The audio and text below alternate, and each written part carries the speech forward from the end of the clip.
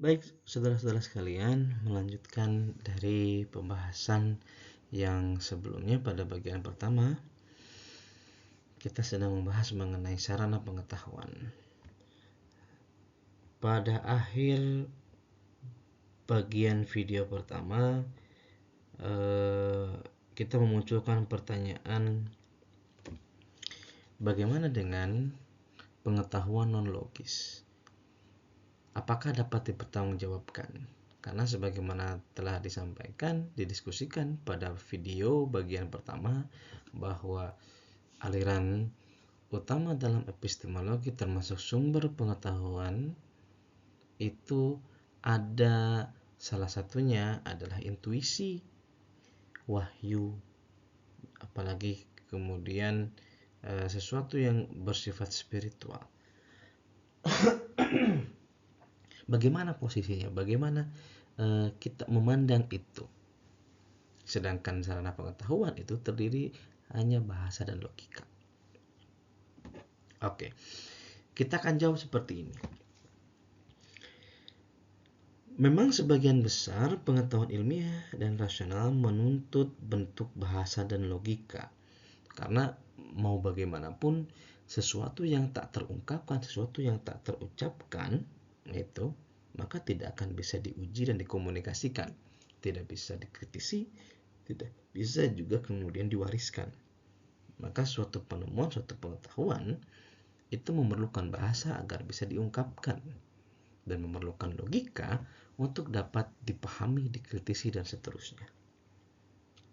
Tetapi kemudian tidak berarti bahwa segala bentuk pengetahuan hanya mungkin didapatkan, hanya mungkin dimunculkan melalui bahasa dan logika saja.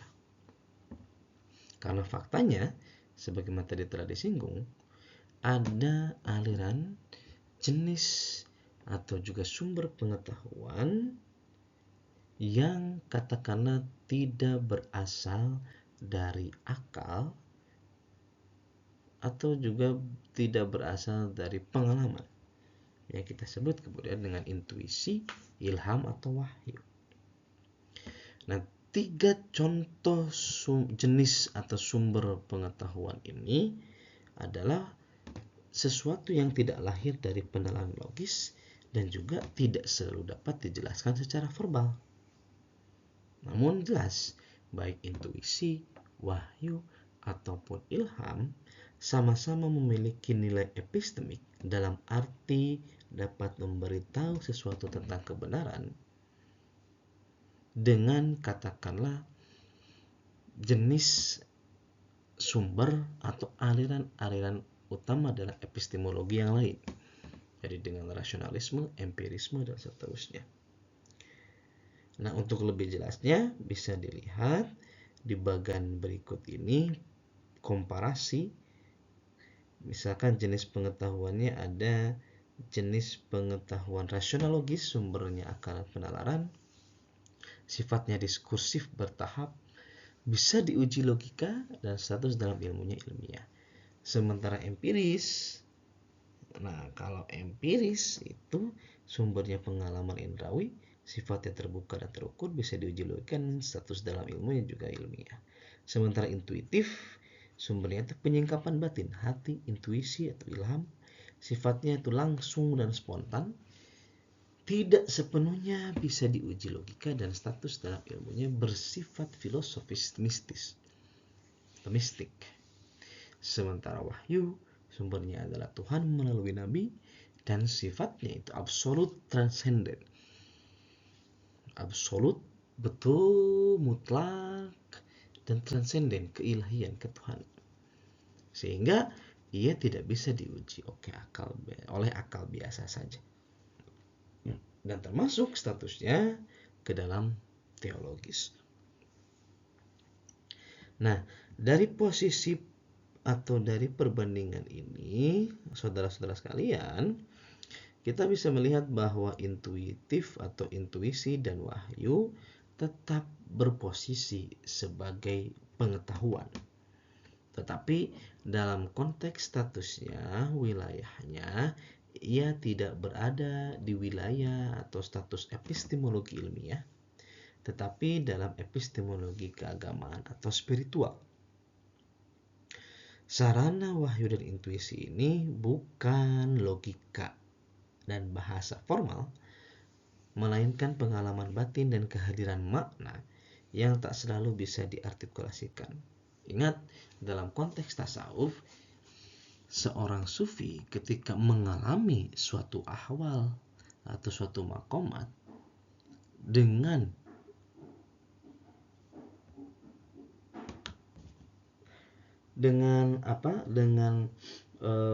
pengalaman yang dialami oleh sufi yang lain, belum tentu bisa katakanlah mengartikulasikan secara bahasa atau secara linguistik atau secara logis agar dapat dipahami oleh khalayak umum. Karena memang pengalamannya pasti berbeda. Pengalamannya tidak sama. Meskipun katakanlah cara peribadatannya, cara sholatnya, cara ibadah yang lainnya sama. Gitu.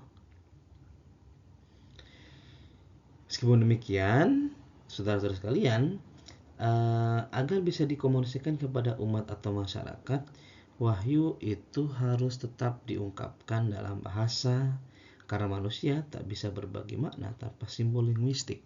Nah, ini mungkin bisa kita lihat juga dari sisi apa ya? Mengapa misalnya ada pertanyaan mengapa Al-Qur'an itu kemudian berbahasa Arab? Ini bisa dijadikan sebagai argumen bahwa Al-Qur'an itu diturunkan dalam bahasa Arab itu bukan sekedar katakanlah ada makna batin, bukan sekedar karena memang Muhammad itu orang Arab, tetapi karena sesungguhnya manusia itu tak bisa berbagi makna tanpa adanya simbol linguistik. Maka wahyu itu perlu dikomunikasikan kepada umat atau masyarakat melalui pengungkapan bahasa. Begitu. Nah, dengan demikian, saudara-saudara sekalian, bahasa dan logika adalah sarana operasional pengetahuan dan memungkinkan pengetahuan menjadi ilmu diajarkan dan diperdebatkan. Lalu juga, meskipun demikian, sumber pengetahuan tidak terbatas pada yang logis dan linguistik saja, tetapi mencakup pengalaman, intuisi, dan bahkan wahyu. Atau dengan kata lain, secara lebih sederhana, kita bisa mengatakan bahwa logika itu menuntun pada kebenaran rasional. Bahasa menyampaikan kebenaran itu kepada sama, sementara intuisi dan wahyu membuka horizon kebenaran yang melampaui rasio atau beyond rasional. Itu. Nah, saudara-saudara sekalian, dari sekian pembahasan mengenai aspek-aspek pengetahuan, mulai dari katakanlah sarana pengetahuan yang terbaru tadi, lalu kemudian alat-alat pengetahuan, sumber pengetahuan, jenis-jenis pengetahuan, proses-proses pengetahuan, dan seterusnya, maka kita sebetulnya bisa meskipun ini agak simplifikasi ya menyederhanakan persoalan, tapi setidaknya ini bisa dijadikan sebagai catatan jadikan catatan pinggir lah, bahwa hakikat ilmu itu ditentukan oleh cara berpikir yang dilakukan menurut persyaratan ilmiah. Maka ilmu itu adalah sesuatu yang tidak boleh diletakkan pada struktur feodalisme yang terselubung. Ilmu itu harus selalu terbuka, ilmu itu harus demokratis, dan ilmu itu harus berorientasi pada kebenaran. Maka sebetulnya ilmu secara hakiki itu adalah sesuatu yang katakanlah tidak ada tekanan, dan juga sesuatu yang tidak difabrikasi, sesuatu yang kemudian tidak dibuat secara arbitrer, secara sewenang-wenang oleh otoritas-otoritas tertentu, baik itu oleh pemerintah maupun oleh para ulama atau para sarjana tertentu, komunitas ilmiah tertentu.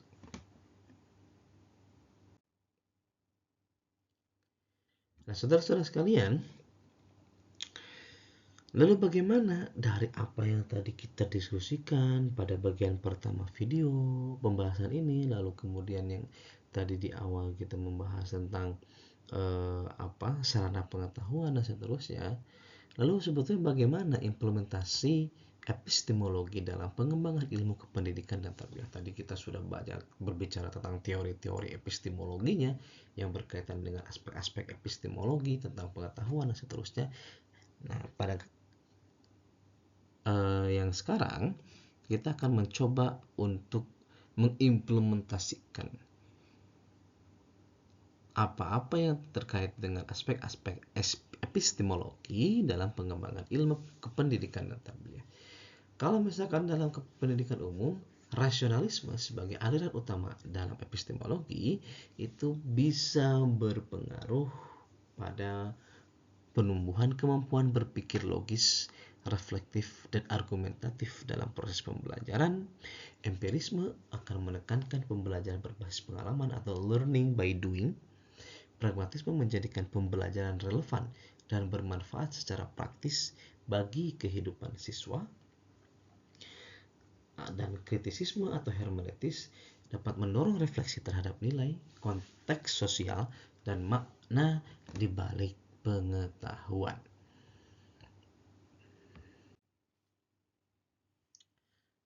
Lalu dalam konteks pendidikan Islam atau at-tarbiyatul islamiyah atau tarbiyatul Islam, maka implementasinya adalah integrasi wahyu dan akal, bahwa setiap pengetahuan dalam konteks Islam harus berpijak pada nilai-nilai ilahi. Lalu kemudian tujuan epistemologis pendidikan Islam bukan sekedar mencetak manusia cerdas, melainkan insan yang berilmu dan berakhlak. Lalu pendekatan empiris dalam pendidikan Islam tetap sah, tetapi diarahkan pada penguatan iman dan adab. Ini menurut Syed Muhammad Naqib Al-Atas. Nah, contoh konkretnya, saudara-saudara sekalian, implementasi dalam pengembangan ilmu kependidikan dan tarbiyah, misalnya dalam penelitian pendidikan Islam, seorang dosen dan mahasiswa tidak cukup hanya memakai data empiris, tetapi juga harus menimbang nilai-nilai tarbiyah Islamiyah dalam menafsirkan hasil riset. Artinya, tidak hanya sekedar memakai data empiris hanya untuk sampai pada temuan atau kesimpulan tertentu, tetapi juga harus menimbang nilai-nilai keislaman, nilai-nilai yang sesuai dengan etika, moral, norma Islam, sehingga ketika menginterpretasi, menafsirkan, lalu kemudian menyajikan hasil risetnya, itu akan lebih bermanfaat dan memberikan signifikansi.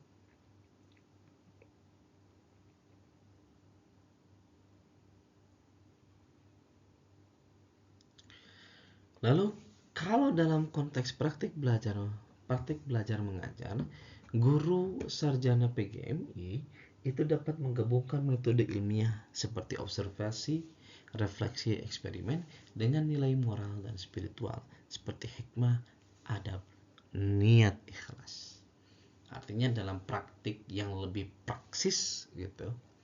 Katakanlah seseorang yang mengajar di MI, lulusan PGMI, katakanlah pendidikan guru madrasah ibtidaiyah, dapat menggabungkan metode ilmiah dengan nilai moral dan spiritual. Artinya menyesuaikan itu dan menyelaraskan antara metode ilmiah yang digunakan, yang ditentukan dengan nilai-nilai moral spiritual atau dengan nilai-nilai spiritual keislaman.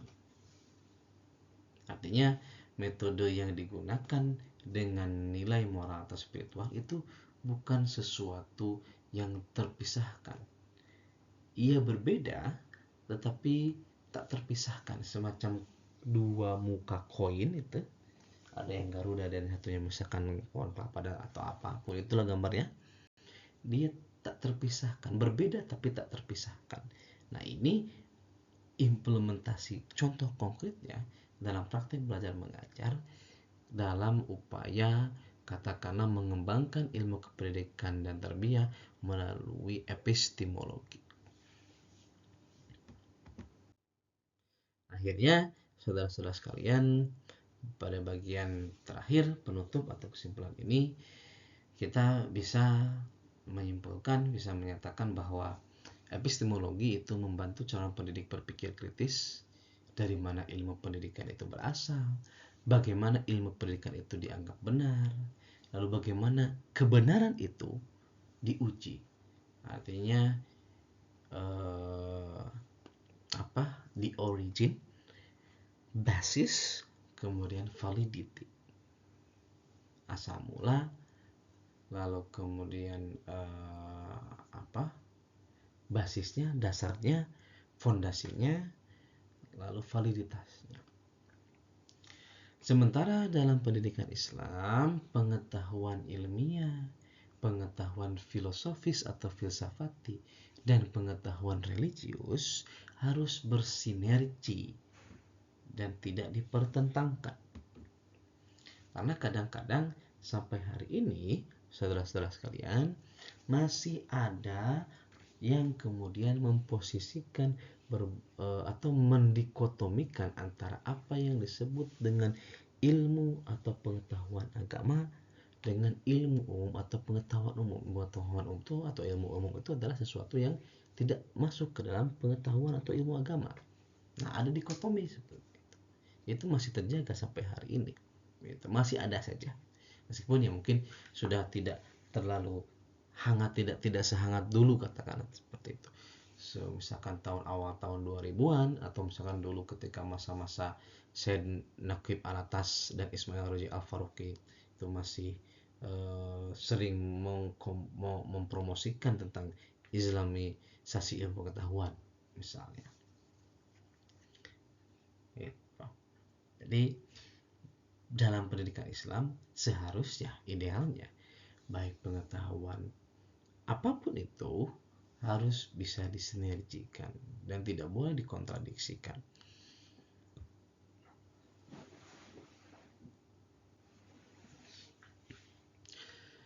Lalu kita juga bisa mengatakan bahwa epistemologi adalah jantung ilmu. Ia menjawab bagaimana kita tahu dan mengapa kita percaya bahwa itu sesuatu benar. Bahwa sesuatu itu benar. Maaf. Jadi posisi epistemologi itu sangat strategis, sangat taktis. Ia adalah jantung ilmu yang bertugas untuk menjawab bagaimana kita tahu bahwa itu adalah sesuatu yang benar. Kalau misalkan kita sudah tahu, mengapa kita percaya bahwa sesuatu itu adalah kebenaran? Jadi dari satu pertanyaan, kemudian muncul pertanyaan-pertanyaan yang lain. Dan ini tidak akan bisa dijawab kalau kita tidak memahami epistemologi.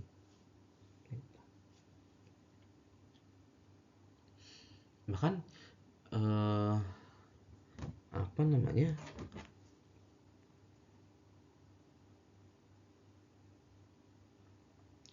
dalam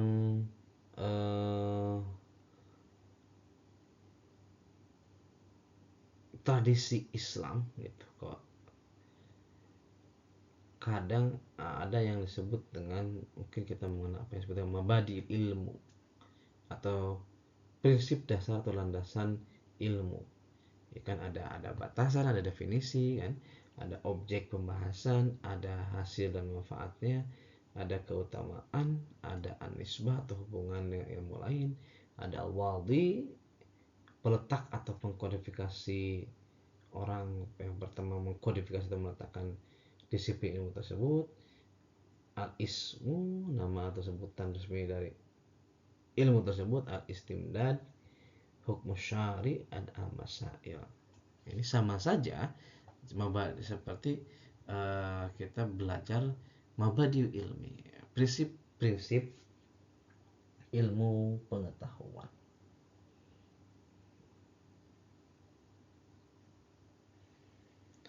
Penguasaan epistemologi menjadikan calon pendidik kritis terhadap sumber Islam, tidak dogmatis dan mampu menilai kebenaran secara bertanggung jawab.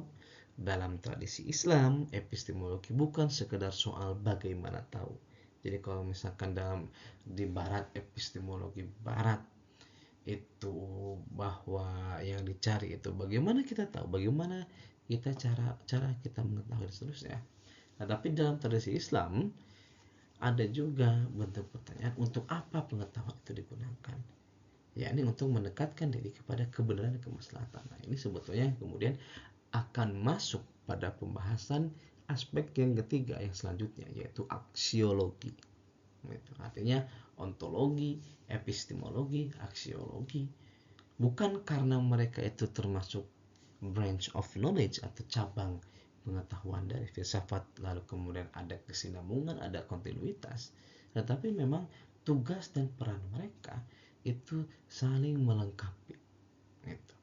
Jadi ketika aspek ontologi, landasan ontologi sudah selesai, nah kemudian disambung dengan epistemologi, setelah epistemologi lalu disambung dengan aksiologi.